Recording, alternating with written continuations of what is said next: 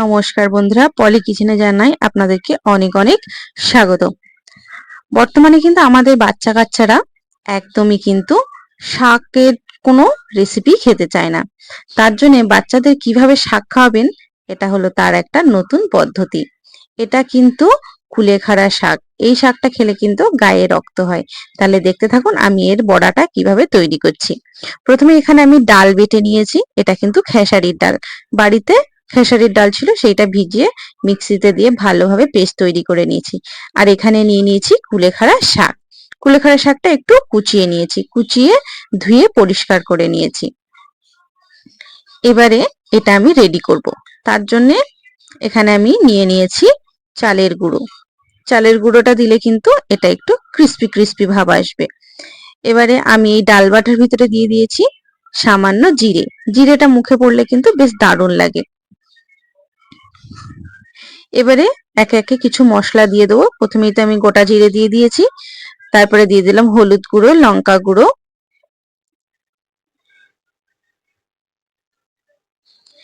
এবারে এতে আমি দিয়ে দেবো সামান্য আরেকটু লঙ্কা গুঁড়ো, তারপরে এতে দিয়ে দেবো স্বাদ অনুযায়ী লবণ। লবণটা অবশ্যই একটু দেখে দেবেন, যেহেতু শাক আর তার উপরে আছে ডাল বাটা।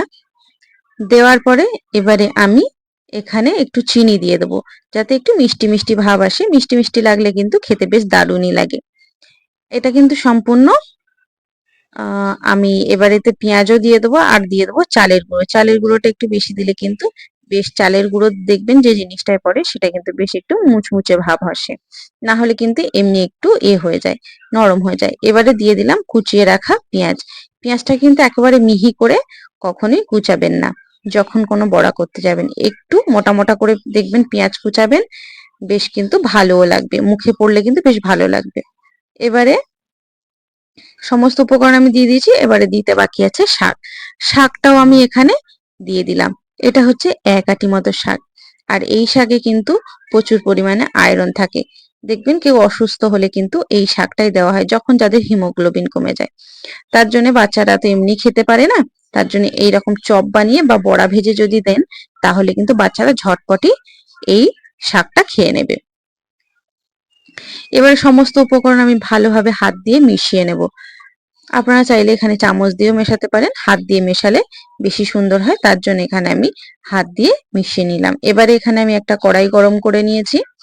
কড়াইতে আমি তেলও দিয়ে দিয়েছি সামান্য পরিমাণে, আর অল্প তেলেই এটা আমি ভাজবো। একদম বেশি তেলে কিন্তু এটা ভাজবে না, একদম কম তেলে সুস্বাদু এই বড়াটা ভাজা হয়ে যাবে। এবার আমি হাতে একটু একটু করে নিয়ে এক একটা বড়া এই কড়াইতে দিয়ে দেবো। তেলটা কিন্তু বেশ ভালোই গরম হয়ে গেছে, আর দেখেই বুঝতে পারছেন আমি কিন্তু অল্প তেল দিয়েছি।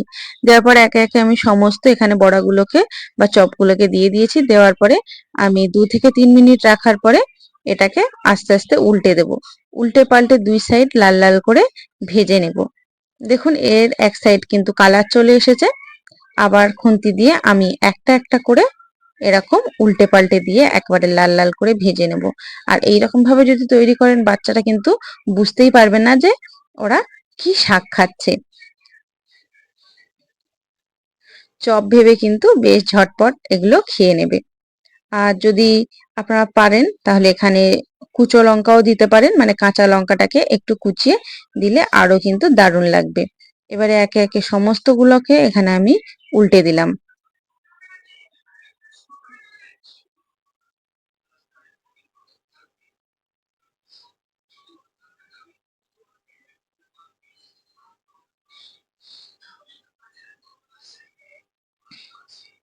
সমস্তগুলো এখানে আমি উল্টে দিয়েছি। আর এখানে দেখুন বেশ লাল লাল করে কিন্তু ভাজা হয়ে গেছে। আর দেখতে পাচ্ছেন চালের গুঁড়োটা দেওয়ার জন্য কিন্তু দেখুন দানা দানা হয়ে আছে। এবার আমি একে একে সব একটা পাত্রে তুলে নেব। এগুলো সব দুই সাইডই আমি কিন্তু একবার লাল লাল করে ভেজে নিয়েছি। আর গরম গরম ভাতের সাথে কিংবা শুধু মুখেও কিন্তু এটা খেতে পারেন। যেহেতু কড়াইটা একটু গভীর টাইপের, তার জন্য কিন্তু একটু প্রবলেম হচ্ছিল। তার জন্য আমি এখানে একটা ফ্রাইং প্যান নিয়ে নিয়েছি, আর ফ্রাইং প্যানটায় তেল দিয়ে ভালোভাবে ফ্রাইং প্যানের গায়ে একটু তেল দিয়ে নিলাম। তেলটা ভালোভাবে লাগিয়ে দিলাম। এবারে একটা একটা করে আমি বড়া নিয়ে এর ভিতরে দিয়ে দেবো। দেখুন এটাই ফ্রাইং প্যানে ভাজলে কিন্তু বেশ সুবিধাই হয়। কড়াইতে ভাজলে একটু গভীর কড়া যেহেতু, তার জন্য কিন্তু একটু প্রবলেম হয়। তার জন্য এখানে আমি ফ্রাইং প্যানের উপরে একটা একটা করে বড়া সুন্দরভাবে সাজিয়ে দেব।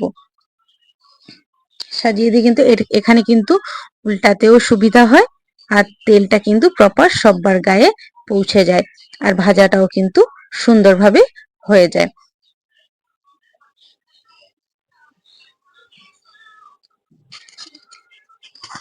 যে কোনো দিন ঝটপট কিন্তু বাড়িতে এই কুলেখাড়ার বড়া কিংবা কুলেখাড়ার চপটা ভেজে ফেলতে পারেন। এটা খেতে কিন্তু খুব সুস্বাদু হয়। কখনো পারলে রেসিপিটা বাড়িতে একবার তৈরি করবেন, আর কেমন হয়েছে আমাকে কমেন্ট বক্সে জানাতে একদমই ভুলবেন না। আর অবশ্যই যে যখন এটা রান্না করবেন গ্যাসের ফ্লেম মিডিয়াম রাখবেন, একদম হাইতে রাখবেন না, তাহলে কিন্তু ভিতরটা আর হবে না। আমি একটু জায়গা করে এখানে একসাথে 5খানা বড়া দিয়ে দিয়েছি। দেওয়ার পরে কিন্তু এটা সেম আগে আমি ঠিক যেভাবে ভেজেছিলাম ওইভাবেই উল্টে পাল্টে 2 সাইড লাল করে এটাকে ভেজে নামিয়ে নেব। বাচ্চা থেকে বয়স্ক সবাইকে এটা দিতে পারেন। এটা কিন্তু কোনো হার্মফুল নয়, যার জন্য এটা সবাই খেতে পারবে। আপনারা চাইলে, আমি এখানে খেসারির ডাল নিয়েছি, আপনারা চাইলে কিন্তু এখানে মসুর ডাল দিয়েও করতে পারেন। দেখুন এখানে সমস্ত আমি বড়াগুলোকে ভেজে নিয়েছি, ঠিক কতটা সুন্দর হয়েছে দেখুন, আপনাদেরকে দেখাই। আর বেশ কিন্তু মচমচে হয়েছে, আর ভিতরটা কিন্তু সুন্দরভাবে হয়ে গেছে। আমি আপনাদেরকে একটা ভেঙে দেখাচ্ছি। দেখুন ভিতরটা কিন্তু খুব সুন্দরভাবে হয়ে গেছে, আর দেখেই বুঝতে পারছেন একদম কিন্তু গরম। এবারে আপনাদেরকে একটা দেখাই চালের গুঁড়োটা দেওয়ার জন্য। দেখুন ওপরে কিন্তু চালের গুঁড়োর একটা সাদা সাদা ভাব পড়েছে, আর এটা কিন্তু মুখে দিলে একেবারে কড়মড় করে উঠবে। তাহলে রেসিপিটা কেমন লাগলো বন্ধুরা, অবশ্যই কিন্তু কমেন্ট করে জানাতে ভুলবেন না।